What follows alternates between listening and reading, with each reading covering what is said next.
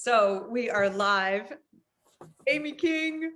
Oh, every time I hear myself have an opportunity to talk to you, there's this little thrill that goes on inside me because I distinctly remember reading Ask the Passengers, and I set the book down and I thought, who is this person who can write like this? I felt that in Please Ignore Vera Dietz. I mean, I'm one of those proud people to say I've read everything you've written except for the new book. So I'm freaking excited to hear about Switch because it is in my stack, but I haven't read it yet. And I want to say that your voice and your love for what young people are struggling with is evident in everything. There is a compassion in your writing that is essential. So Yes. thank you for being here. Thank you for having me, Penny. It's always wonderful to see you. It's always wonderful to be involved with book club in any way I can be. I know I've been like, I want to get more involved, but I'm still getting on my feet. And what Absolutely. you do is really important to me. What teachers do is a marvel. I recently talked to a guy we were just there. I'm like, oh, you're a teacher? He said, yeah. And I said, oh, I love teachers rock. And he's like, what is it you have? Like, he was almost like kind of like offended, like I was almost putting it down or something. Like it was just a platitude. And he's like, why teachers? And I'm like, oh, because I work with teachers. I respect the work. I know how hard it is. I know that I kind of have an idea of what you do. And I don't know, like my mom was a teacher. I didn't know what the right answer was. It was like I was being challenged to say teachers rock. And I didn't know what to do with that. So I just started listing all the things I loved about teachers. I think I overwhelmed them.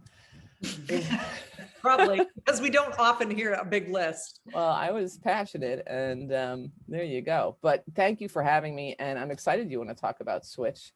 It's funny because I still only have the advanced copy up here, but somewhere I have a hardcover, but it still looks like that. And that sculpture is in my living room. It was handmade for the cover. The woman named Nikki Kroc, she's a surrealist sculptor, and her theme is home. So my editor, or I don't know how they really did it, but my editor either somebody found her, probably the cover designer, Samira.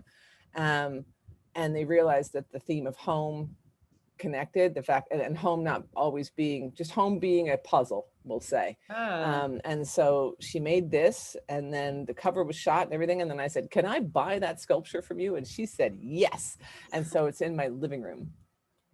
How cool is that? Now, one of the things I put in the introduction of who you are for this Facebook Live was that you wrote an essay that I've used in my college classrooms called Dear Bully. I mean, it's not called that. It's a letter, but it's in a collection called Dear Bully. It's an essay. Talk about that essay? Yeah, it's an essay called The Boy Who Won't Leave Me Alone. Yeah. Let's see, I don't have it in front of me, but what's interesting about it connects to this in a weird way, because Switch is about emotions. And I dug really deeply into, I don't know if you can see it back here, but that's Robert Plutchik's Wheel of Emotions. Yeah. And I've been kind of digging into Robert Plutchik's work for maybe, I don't know, 5 or 6 years. This is what happens to me. I get obsessed with a psychologist or philosopher or just anything, and I'll dig deeply into it, right? And that's what I always was like. And I frustrated many a teacher because they'd be like, no, you're supposed to be writing about this. I'd be like, no, I'm going to write about this other thing that interests me. Sorry. And therefore my grades were not great. But anyway, so the Dear Bully essay was about an experience that happened to me in senior year. And there were these, actually what I did was I consolidated 2 boys. You don't know this, but because I only made it 1 boy in the story, but there were 2 boys who worked together I suppose now our nomenclature would change this. I believe that they would be called like sexual assault. It was groping is what it was though, in the hallways, wide out in front of everybody. People saw it. My friend did try, one friend did try and say, cut it out. But every single day I was grabbed and groped and manhandled by these 2 young men. There were different reasons, but mostly it was the idea that I was assumed a lesbian and that this would turn me back. And that was gross in itself. Anyway, at the same time, there was another kind of bullying going on, that of my basketball coach, who was obsessed with just sort of trying to take me down because she didn't like my sister. who had gone through the school 5 years before. And I can totally understand why she didn't like my sister, but she took it out on me. And so the two stories came together, that while I was being bullied heavily and assaulted daily at school, and I told no one, I was so embarrassed and ashamed. And I also really didn't think anyone would have my back. My principal was from, was crew cut 50s. It was, and the teachers, and my grades weren't great, all these other things I thought counted against me as a student. I could never bring them this. And I didn't think they would ever get these boys in trouble. And if it did, I thought it would make things worse on me. And I'm pretty sure I was right. I think I was right about all those things. So I never told anybody. But then because of the other bullying that was going on with the gym teacher, I did land in the principal's office. And they were so over concerned with this teacher's reputation, but they didn't care what I never told them about this boy or these two boys that were doing this to me. And so that's kind of what it was about. The funny story about that essay that I was talking to you before we went live, Penny, is that I had this great friend named Sarah Henry. She writes really great novels for adults, no, I can't remember all that stuff, but either way, Sarah Henry is one of my favorite editor friends in that way, where, I don't send my work out much. In fact, I'd never really send my books out to anyone to read until I send them to my editor or my agent. But with that essay, I'd finished it and I was like, yes, I did it. And I'm not great with nonfiction. I like metaphor. I like fiction to express pain. And so I sent it to Sarah because I knew she'd have a good, clear head on it. This woman does not hold back. She does not hold back. She's the best editor friend ever. So I wrote it to her, and I wrote to her. I said, here it is. And she read it, and she wrote back, and she said, I see all of the events happening in this essay. I see what happened. You explained it incredibly well, and there's great detail, but I don't feel any emotion. You didn't talk at all about your emotions. And I was kind of shocked. I was like, that's so weird, because I can evoke emotion in fiction without even thinking about it. But in nonfiction and in my story, I couldn't. And I'm still having this. I'm trying to write a graphic memoir at the moment for 6 years, and it's only this big still. And I'm having the same issue. And so thank God for Sarah, because I came back and I was able to put emotion into it. And it took me about 5-6 days to walk around and go, well, what did it feel like? I don't even know. Like, I'd never processed what it felt like since 1987 and 1988, how it really made me feel. And that's when I came up with that word, embarrassed. I was very embarrassed that this was happening to me. And I immediately took on the fault, which was a pattern that actually followed me throughout my life. I'm 51 now, and I finally just have dropped a lot of that stuff. But a lot of it was because I was disconnected from my emotions, because I was taught to be. And so when I wrote Switch, can you believe that segue? I'm kind of proud of myself. Oh, very slick. I know, right? You'd think it's like I do this for a living. But when I wrote Switch, it was very much supposed to be about emotion and facing certain things. And yet some of the bigger things in this book, or the biggest thing for me in this book, was still met without emotion. And it just continued on. And that was sort of, I think that I did that on purpose, because all she could say about that one thing, with no spoilers, she said it real off the cuff and real randomly, and all she said was that it hurts. And that's all that really, I think, matters when it comes to some stuff, is that if it hurts, you do have to look at it. But she did not. She was too busy looking at the house that was turning around and around in her life. So wow. Yeah, so that's how the two connect in a weird way. And this book was inspired a lot by Gracie, because Gracie wanted, that's my late daughter, and Gracie had wanted, the week before she passed away, she was really, really into trying to help very young students talk about emotions. She wanted to go into schools and talk to K through 2 little kids, and make sure that she dashed the gender roles, made sure that little boys and little girls could express their emotions in equal measure, and that it was okay to cry, learning how to breathe through things, this sort of stuff. And she really wanted to do that. And so in writing this book, which was the first book I wrote since she passed, I really kind of by accident and on purpose, because I was so into Plutchik, this is how a writer's life is. It's like a funnel that goes into your head and you push out whatever's in there. I think I was trying to start that conversation just with a young adult audience and just show what happens when everybody in your house is just so busy covering stuff up and trying to get on with life, that sometimes we do have to stop and say, have that family meeting, we'll say, right? And talk about what's really going on in the house and what's going on within ourselves. This is my favorite book I'm reading at the moment. Have you read this? What Happened to You? Oh my gosh, no, but I'm going to write it down. Thank you. Dr. Bruce Perry and Oprah Winfrey. Oh, I got and you. it's Okay. about trauma and processing trauma. Okay. And it's so smart. Like, you as a person who's interested in the brain, he's a neuroscientist looking at how do we react at the feeling level. And one of the things, I listened to them on Brene Brown's podcast, and one thing that struck me so much is that microaggressions, even something like not feeling that you fit in, that are prolonged, small but prolonged over a course of time, like high school, are trauma. And that Yes. you will experience the same kinds of results. Those boys created trauma for you. Absolutely. And I'm so glad you're saying this, because one of my main things, I go to a lot of high schools, or I used to before COVID, and I hope to go back to it soon, but I go to a lot of high schools and talk to a lot of young people. And one of the things I like to try and express is that when we talk about trauma, we often say it has to be from, you have to be punched in the face. You have to be this, you have to be bullied heavily, whatever that means.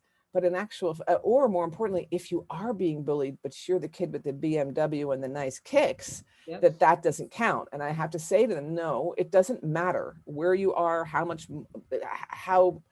many points you scored on the court last night. None of that matters. What matters is that you're experiencing something that's going to hurt you, that has hurt you, and it's going to stick with you. It's going to lower, and it's going to mess with your self-worth, your self-esteem, all of these things. And that we have to face it and say it. And the problem is when you've got that look that looks like you shouldn't be traumatized by something, the adults in your life may not take it seriously. And this is exactly, kind of what I think most people with trauma experience. Even if it's large trauma, they're like, well, I can't really tell anybody because they're going to blow it off. And no matter why, no matter what, I think most young people, and honestly, most people, I don't think you have to be young. I think that when you talk about trauma, people try and move away from the conversation. So I'm thrilled to see a book like that out. I wish it was within reach, but my father gave me, where is it? A book. Oh, it's right there. Hold on. I'm going to just scoot and come right back. Oh, that's a lie. It wasn't there. Oh, no, there it is. Okay. I'm back. My dad gave me this in 1981, How to Be Your Own Best Friend. This was really the beginning of self-help books. So I'm thrilled to see that we've gotten to what you just showed me, because this, while it was very helpful, this was the first, it's tiny. It sold millions of copies, but it was the first time adults were being asked to listen to themselves. Yeah. Really. Like, I've read it again recently, and this is the copy he actually gave me back when I was 11.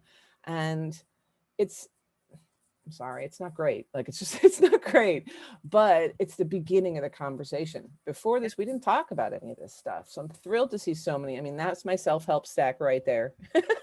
It's quite big, and that's only probably half of it. And it's sort of, it's helpful because I am processing all kinds of trauma from throughout my life, early, middle, last week. Like, it's constant, and people don't take it seriously. But early childhood trauma is a big deal. This doesn't go into it at all. And it doesn't really go into processing. Because it looks particularly at how kids are experiencing trauma in a home, where people think that babies don't understand fighting, and I think it's so smart. And, social emotional learning became this tagline for schools and PD. And yet it is fundamentally at the core of what makes a classroom environment work for kids or not. Is it a place where kids are safe, where they're heard? If they tell you, I'll never forget sitting next to a trans kid in my class who said to me that he was transitioning. He'd written this in his notebook. And I said, what would you like me to call you? And he said, I'd really like for you to call me Carter. And I said, wonderful, thank you. And then when he got to where he was working on his final TED Talk, I said, wow, that would be some topic. And he goes, you know what? That would be emotionally dangerous in this school. I said, absolutely understand. And he did something on computers.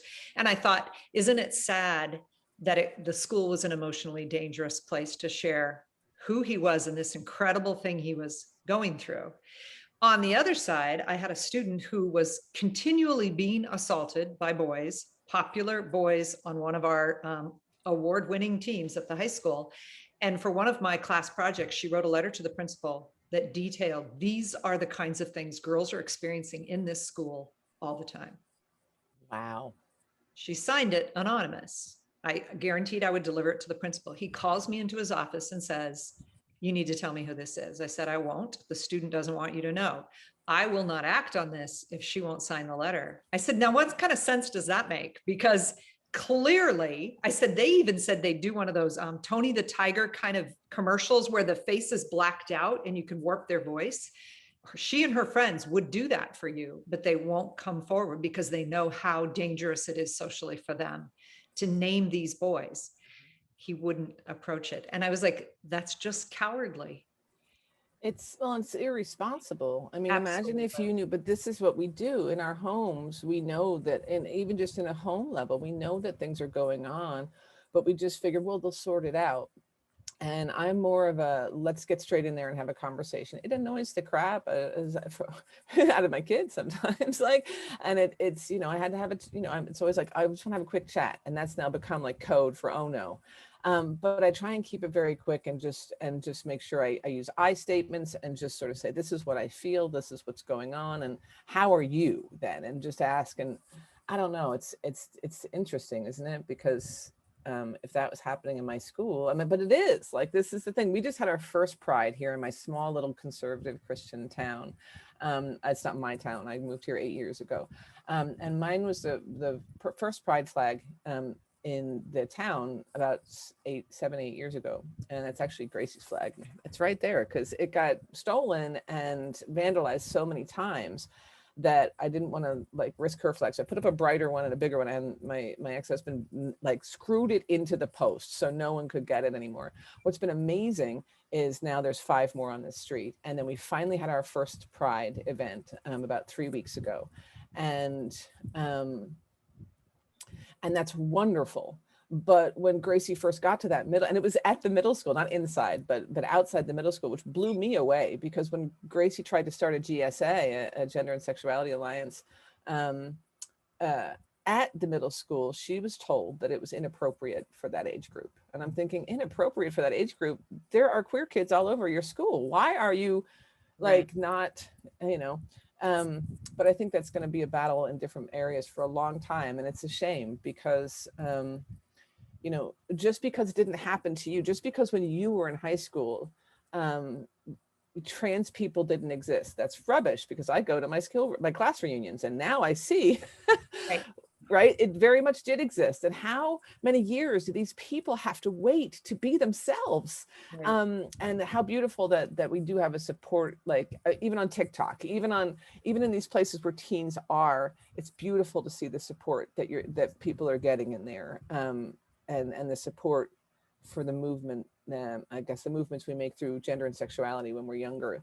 And yeah, they changed since we were young, but who cares? I mean, they didn't really, the feelings didn't probably, but the way we're doing things now does. So it's a strange thing. I'm sad that your principal didn't act on it, but I'm not at all surprised. Well, I mean, it's the same reason that teachers will not put some books in their classrooms because they're afraid. And the truth is that, you know, it does take courage to do something people are going to object to, but at the same time, we are here for those kids that come to us, and they are begging for books that are honest. And, you know, like I had a parent concerned that Vera Dietz was glorifying alcohol abuse. And I said, it does everything but that, because she is so incredibly miserable. I mean, are you kidding? You didn't read it. That's it. I got a tweet actually when that book came out, not right away, but somewhere in the first year or two. And it was just real standoffish. It was like, I read to page whatever of this book, it glorifies alcoholism. I'm not finishing it. I'm thinking, do you understand how stories work? Like, you want everyone to have a consequence at the end. You want all these things, but you won't read to the end, like, or an epiphany. And yet you're like, no. And I'm like, you know, and if only they understood how that story came to be, if they only understood that I sat at my desk and I was writing, right? I'll give you this here. So there I am, I'm writing. I have no idea what's happening, right? I'm just like, wow, this story's come to me. I'd driven by my old pizza place that I used to work at. And I'm like, I guess, and I wrote the idea on an envelope. And then I came home and I just started to write it and see what would happen. And I was writing along, and she's leaving high school, and I can see her because she's me in my head. And she takes the right out of the high school, and she's putting her shirt on while she drives, or at this stoplight, like I used to, over my shirt, my 4-star pizza shirt. And then as she's driving along, she reaches under the front seat of her driver's seat. And I have no idea. If you would have stopped me right then, if you would have stopped time and said, Amy, what's she going to pull out from under the seat? I'd be like, I don't know. Let me keep typing because it's going to come out of the magic fingers. It could have been a marmot. It could have been a report card. It could have been anything.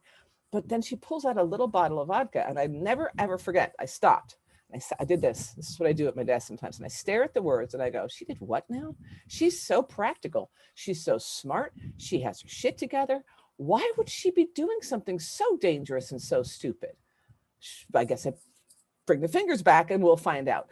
And then the fingers find out why, and they sort it out.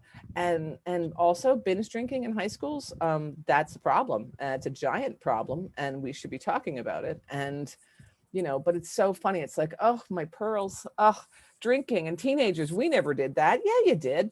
Not only did I do that in my generation, my parents did that in their generation. They did it in the 50s.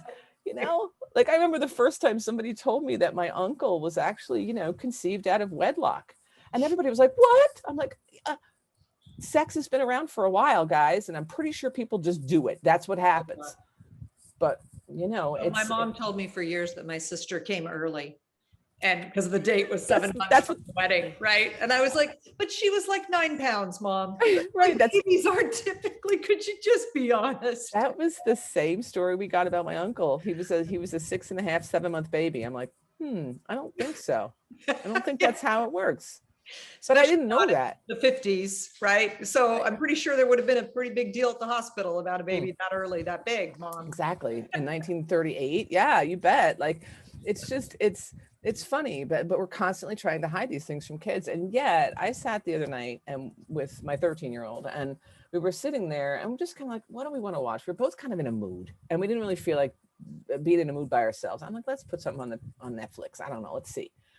And we ended up watching a Bo Burnham special, not the new one, not Inside, but an older one that is really gross in spots. I got to be honest. Like, it's very, but Bo Burnham's, if he's anything, he's honest. He's so brutally honest. But there's my 13-year-old. Look, none of the content, none of the words, none of the content about sexual things, any of that, none of that was new to my 13-year-old.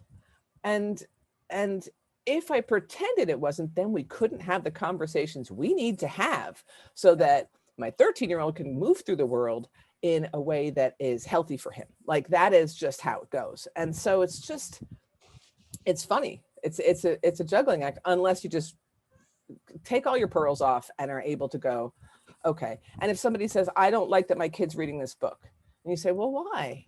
Well, it talks about something. Well, why? But, you know, well, my kid doesn't do drugs. That's what Ellen Hopkins used to hear a lot. Like, oh, crank should be whatever because my kid doesn't do drugs. And Ellen would always say, yes, but their friends are going to be doing drugs.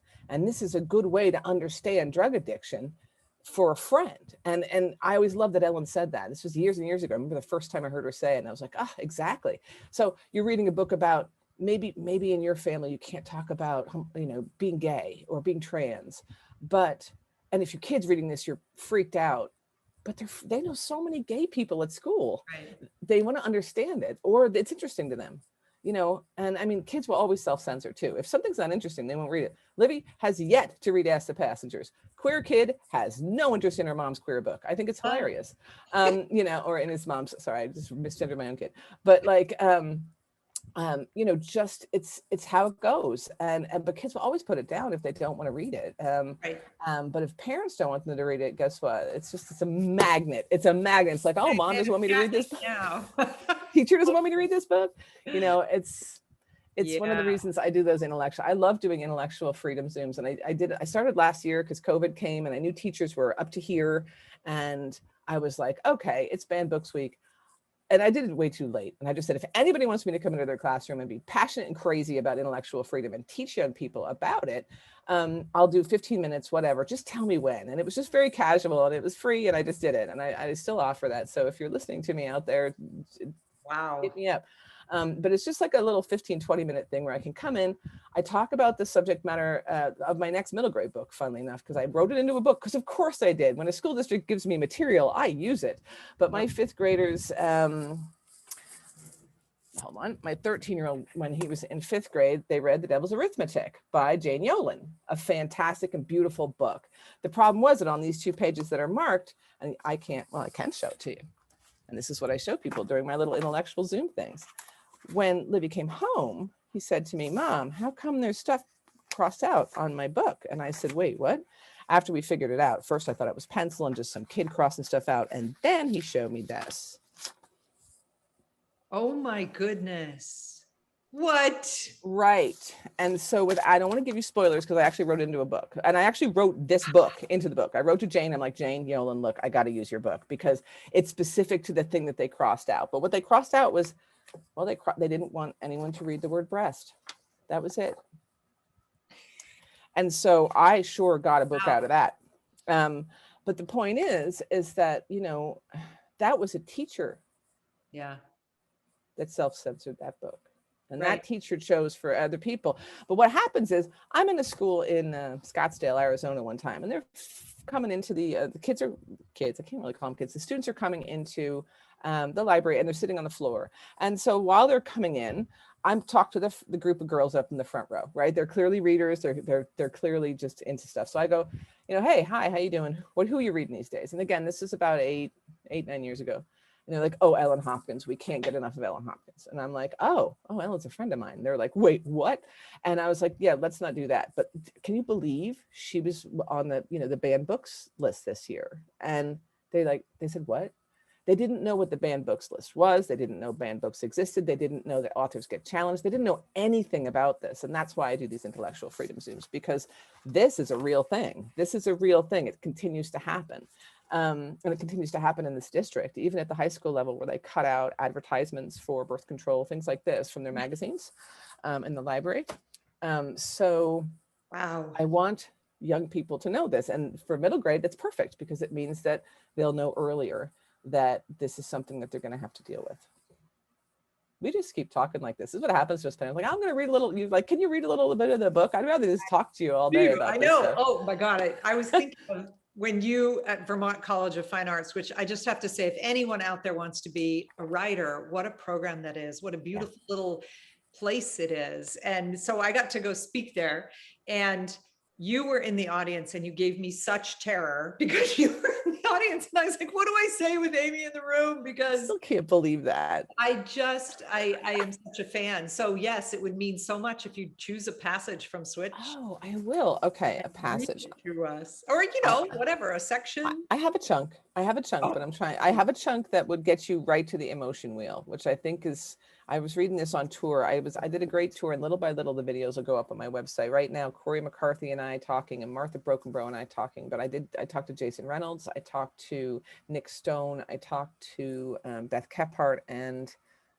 I feel bad. Oh, Lisa McMahon, because I wanted to talk about emotions and I wanted to model what talking about emotions looked like for people. And so this was the piece I would read before I did that. So I'm going to do that. Is that cool? All right. This is Switch. It came out in May, and I never do self-promotion. And let me tell you, by the end of May, I was so sick of myself. I went into a hole until now. So I will read this and not cringe too much at myself, which is funny because there you are, intimidated that I'm in the audience. Penny, man, stop it. Okay, prologue 1. That's because there's 2. Shh. Prologue 1, time stopped. The fold. We have arrived at a fold in time and space. Nothing moves forward, a scientific dilemma yet to be solved fully. You are probably confused. We are confused too. Analog, digital, stopwatches, cell phone providers argued over the idea of fake time, decided it would be unethical, left us with our lock screen picture, no clock, no date. It is and has been June 23rd, 2020 for 9 months now. It's a fluke, an irregularity in space. We just have to be patient. Our hair grows, babies are born, people die, but time has stopped. We are being held for ransom. No one knows what the ransom is, who to give it to. Solution time. Inside of a month, the Secretary of Education enacted solution time, curricula cut for every classroom, every school, university, every state to solve the world's time problem. Students would figure it out, be sufficiently distracted. The first outcome of solution time was New Clock, invented by 3 19-year-olds in a summer session community college classroom in Reading, Pennsylvania. New Clock exists in one place, newclock.com, on the internet. It is now the most visited web page of all time. It tells you what time and date it would be if Earth hadn't fallen into a fold in time and space.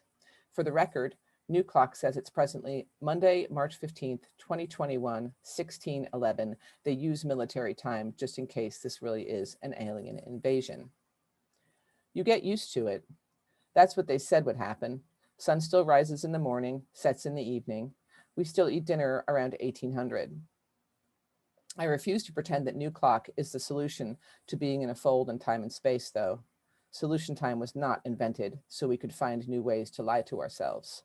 I'm looking for the real solution. I think it has something to do with giving a shit about people. And actually, I'm not going to keep going. I'm going to leave it right there. But actually, I'm not going to leave it right there. Lies. I'm going to do a second prologue, and then I'm going to shut up. All right. So prologue 2, the switch. The switch. In the center of our house, there is a switch. It's like a light switch on the wall in the hallway outside the kitchen. No one knows what the switch controls, and no one wants to know. So no one in my family ever touches it, and we don't take any visitors. This one day, Daddy built a box around the switch as a safety. When he did that, I wanted to find out everything about that switch. I pried off the box, I stared at the workings, chewed them like gum, but was too scared to flip it, blow the bubble. Nailed the box back on, ignored the box, spited the box, until Daddy built another box, a bigger one, plywood, to contain both the switch and the first box. This went on for 2 years, bigger and bigger boxes, to keep us safe. I have been nailed into box number 7, my sister in number 9, my brother in number 11. Daddy lives outside the boxes, hammering. Not what you think.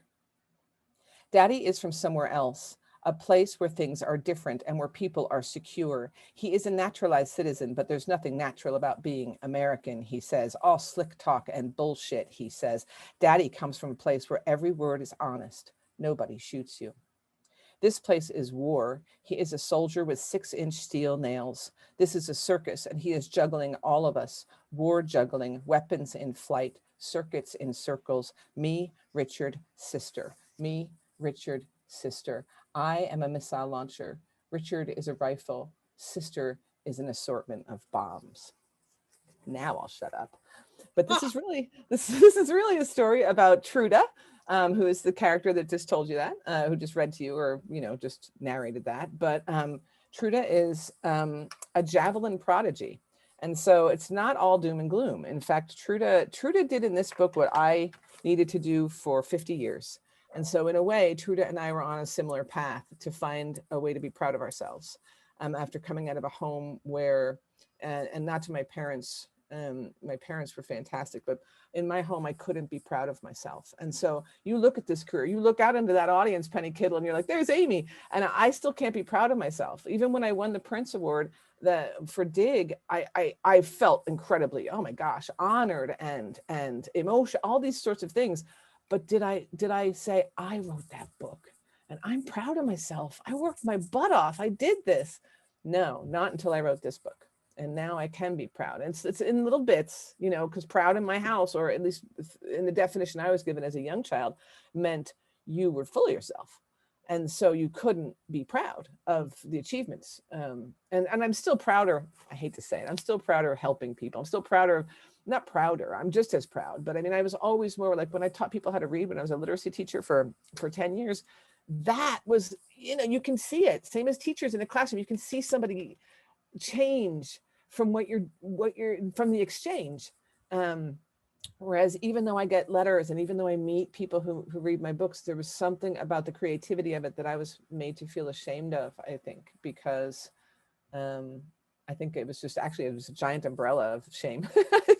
I think everything I was ashamed of, I'm not ashamed anymore because true to help me. So just shows It's you funny, you know, Micah Bornet, the poet that I talked to on Friday, said, why is creative expression valued so much less than logic, than, you know, this? And I think that's part of it too. It wasn't only your house, but there's a sense of a frivolous activity to oh be yeah. a writer or to be a story maker. And, you know, when you were reading, I was immediately dropped into this world where I have to like feel my way around. Okay, what does that mean? What does that mean? Which I love the way you make us rely on our intuition as we begin a book. You know, Dig just kept turning me upside down. I'd say, wait, how does this fit with this? Who is this in relation to? And every bit should have won the Printz Award. Such a brilliant achievement. But your ability to create a world and then you create the voice, prologue 2, of the person that I cannot let go of until I find out what is that story, right? Yeah, You both parts. Oh, it's just so rich.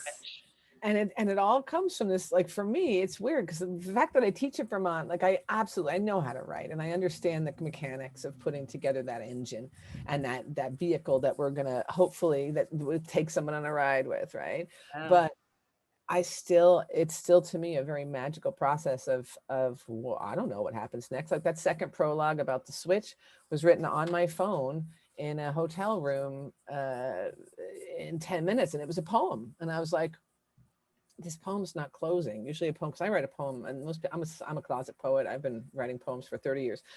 One day I'll have a collection, but it never closed, and it just never closed. I'm like, oh my gosh, this is a novel.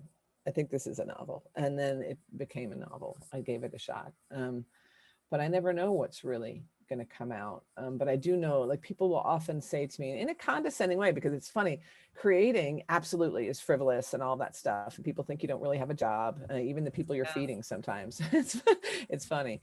But then on top of it, creating for young people in the business, they're like, oh, when are you going to write a real book? I'm like, oh, you haven't read my books.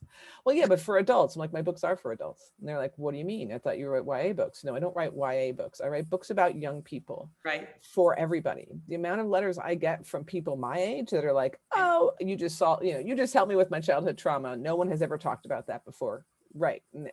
But people will ask me, do you have to go back? I have a stack of journals over there. Do you have to go back into your journals to get things to write about? Because first of all, 1986 is not what I'm writing about. That's now considered historical. Sorry, all y'all who went to high school anytime before 2000. That's considered historical.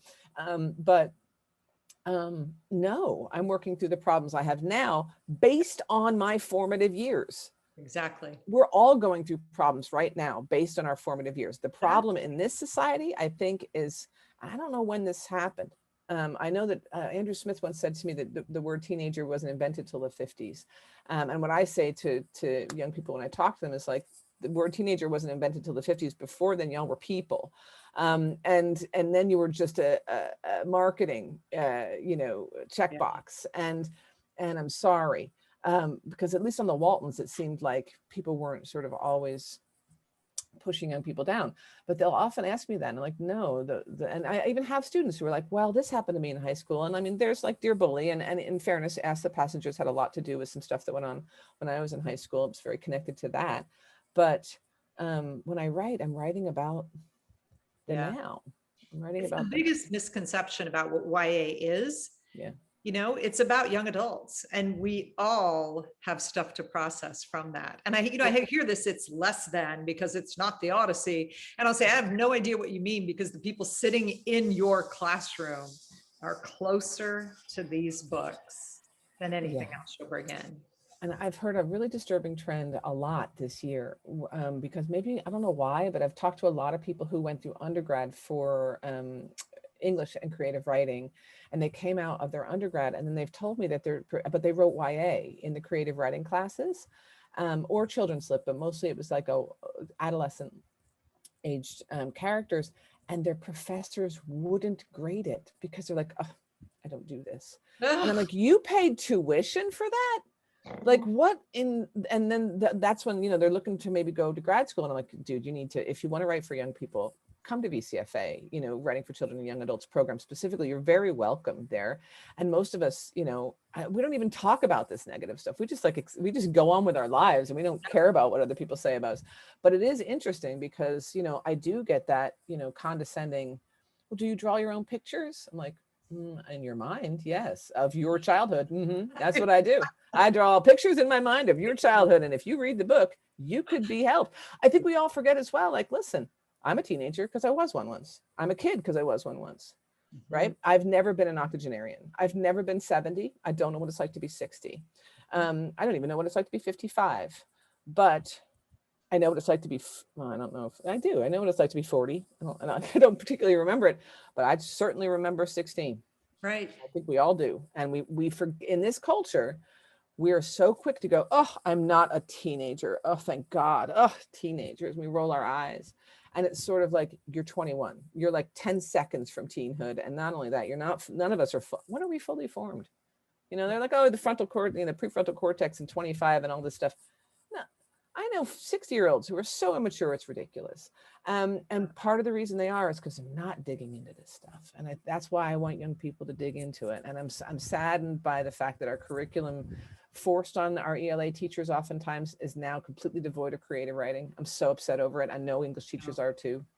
And especially if you're just starting out, you have to follow those rules. You know what I mean? If you've just graduated, you've landed that job in a district, excellent. But they're like, hey, this is what you have to do. You have to write 9 5-paragraph essays. And it's just like, even if you could just write one from the point of view of a dog, that would be creative. You know, like I'm going to write an essay about, you know, but it's just, it's a bummer because that is what made me, creative writing in school is what made me tick. That's when I got excited. And when we could read fiction, I just ran into a girl at the dentist office and she said, Miss Kittle, do you remember me? Of course I did, right? And she said, I won the creative writing award. Do you remember that? And I was like, of course I do, right? Oh, I just loved writing. That passion has to be somewhere in their experience. But I don't want to end, and I've taken up so much of your time already, but I don't want to end without talking about Gracie's list and about Gracie. Could you just say some things about your beautiful daughter and where this list came from? I will. It's funny because I am same as last time when we talked about this. Gracie's bookshelf is literally right there, and it's still the actual shelf that came from my Aunt Lillian, and her saxophone's still here, but the books are still on it. And so, okay, Gracie's list. So we lost Gracie to mental illness and suicide ultimately in 2018, about 2 and 7 months ago, I think 2 years, 7 months ago. It was quite a blow. You can imagine it was horrible and still is horrible. But Gracie was not. Gracie was fantastic. And Gracie was somebody who at her age, like I said to you before, she tried to start the GSA at the middle school. She was successful in starting the GSA in the high school, which at that year, it was like 2016 or 15. Almost everybody had a GSA. I'd been going to visit GSAs for 10 years at that point, but this place didn't have one. And she needed it and her friends needed it. She also was very tuned into other, what we would consider social justice issues, which I think is a misnomer in a weird way. I think that they're human issues, racism, white supremacy, patriarchy. She was very understanding of the fact that this is a system. And she would often try and explain those little nuances like, hold on. And I'm not saying you're racist. I'm saying this place is racist. The whole system's racist. So if you're not fighting it, then maybe you are a racist, but you know, you have to be able to do this. And she would understand that. She understood quite young. So she had a great brain on her that way. She was also somebody that people came to talk to. I have her phone. It's still here. I still haven't. I have her phone right here. And the amount of people that came to Gracie to ask advice and came to Gracie to talk about things that they couldn't talk about, their queerness or their or things that they felt or their psychology that their parents wouldn't take seriously. You've got to remember that 70% of teen mental illness is undiagnosed or untreated. So there are people who are dealing with big mental illnesses And their parents are just going, oh, you'll grow out of it. And that's it, you know? And so Gracie was available to those people. She was a conversationalist. She talked, in fact, some of her friends, I just saw them at Pride. They'd been avoiding me. And one of them just started bawling. And she's like, I'm avoiding you because you're so like Gracie. I'm like, I don't know. I think she was like me, but I don't know. I think she was better. But she wanted to have conversations and she wanted to dig deep. And one of the ways that I think one of the ways that formed her in this way was reading, because she was a big reader when she was young. And she loved deeper stories. We read her lots of deeper stories, and we didn't shy away from having the conversations. You know, I don't think many of us do, but when she passed away, Penny got in touch with me and said, "Hey, I would love to do something to maybe not diversify, but sort of grow the list for the Book Love Foundation, and grow the list of books and sort of make a special list." And I thought, wow, well, that would be an amazing thing, because Gracie had such interests, and the books that are on her shelf really represent that interest. And so we started building a list. I, as a grieving mom, couldn't do all of it. Penny threw some titles on, and then I had a former student of mine from Vermont College, really helped me curate that list. She works for the Hornbook, and especially does a lot of mental illness, mental health, I should say, titles, and is very up to date on those. So she helped me put the list together. So, but it's there as, can you explain how it works on your site, Penny? I don't know if is it as Well, pick and choose, or is it just part of the titles, but it's just another list that kind of it's covers. the list that we ask people to reference in their application, like how they're going to be thinking about these really important issues with kids. And then, yes, they can choose off the list, but the list is such an incredible collection because of the way you guys organized it with the K3, the different bands within each of those big topics. And I think that it's helped me find books across all different kinds of, I don't know, just like settings and the human condition seen in all these different ways, that it's really enriched my own classroom library. I'm so glad. I mean, it's funny. Some of them are those scarier titles, or some, but I don't know why. Like there's ones about race that should be on your shelves, but maybe Right. some parent's going to be upset over it. But are those really the people you want to to listen to when it, do you want them curating your library shelves? Right. This is the question. But basically, just to be more informative, it's got LGBTQ plus issues, we'll say, or themes, both nonfiction and fiction in all age groups. And that goes for everyone. And then it has more social justice issues, so race, racism, diversity, whiteness, white supremacy, that kind of stuff. And again, nonfiction, graphic, all those things from K all the way up. And then mental health specifically, because Gracie did, she was struggling. She knew she was struggling. We all knew she was struggling. She was in therapy. She's on medication.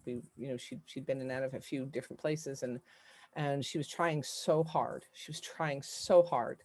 And she read a lot. And then what helped her is was reading about other people who were in the same position.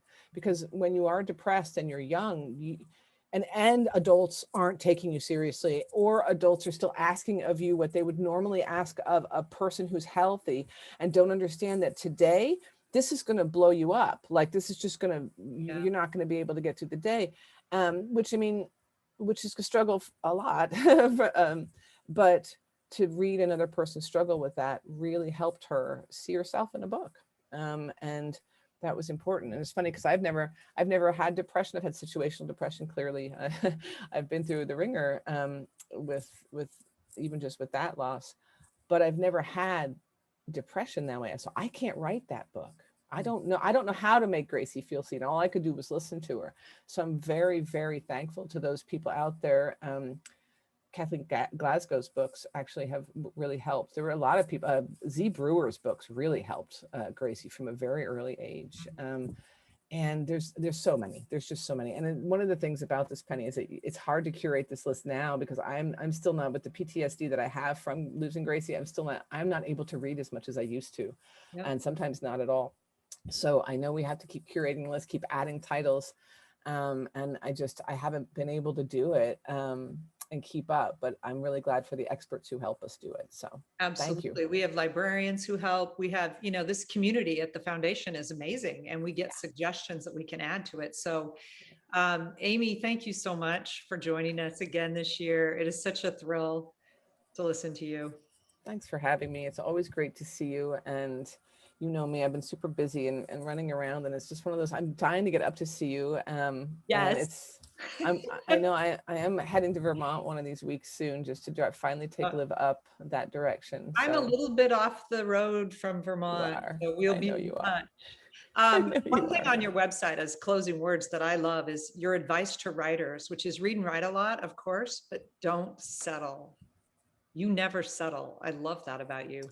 Well, it took me 15 years to get published, Penny, and there's a reason why. And I was asked that question the other day in a professional panel on campus. They were like, but why? I'm like, look at my life now. I get to write what I want. I get to write this. And if, you know, but there was a great line. I remember seeing an interview with the Grateful Dead years ago, and they were all just there being the Grateful Dead, and Jerry was still alive. And somebody asked him, hey, you know, why didn't you guys sell out? And what Jerry said was, oh, we would have sold out, but nobody was buying. And that was a little bit like me. I felt the same way. And I also couldn't, like, you know, they're a jam band. That's what they do. Like, and this is what I do. And they didn't expect a woman to have an analytic Vulcan surreal brain. And it turns out that I did. And I didn't settle. You're right. You're right. And I'm not going to today because I got a killer idea. This is the next book. That is a chair in a hamster tube. That's all you need to know, Kittle. That's it. Can't wait. Awesome. Thank you so much for having me. And thank you guys. I don't know who's out there, but thank you for what you do. Every single minute of it makes a huge difference. And if ever you need me, let me know. I do visits. I do a lot of Zoom right now just because I'm a little more homebound while Liv goes into high school. Yeah. Let me know. And let me know if you're interested in the intellectual freedom stuff. And if I don't answer you for a month, it's because I'm finally taking August off. I've been working nonstop for 7 months. And I am taking the month off and actually getting a break. So I'm stoked about that. For you. All right. Well, much love. Bye. See you, Penny. Bye. Thank you.